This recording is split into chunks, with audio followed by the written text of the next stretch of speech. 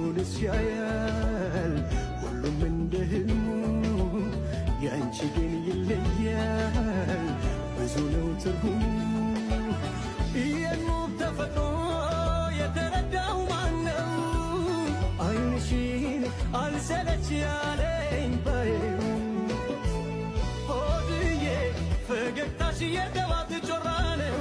ዓለም የሚሞቀው ፈገግታሽ የጠዋት ጮራ ነው ዓለም የሚሞቀው አንቺዬ የልቤን ለልብሽ ልንገረው እይታሽ ፈራጅ ነው አንቺዬ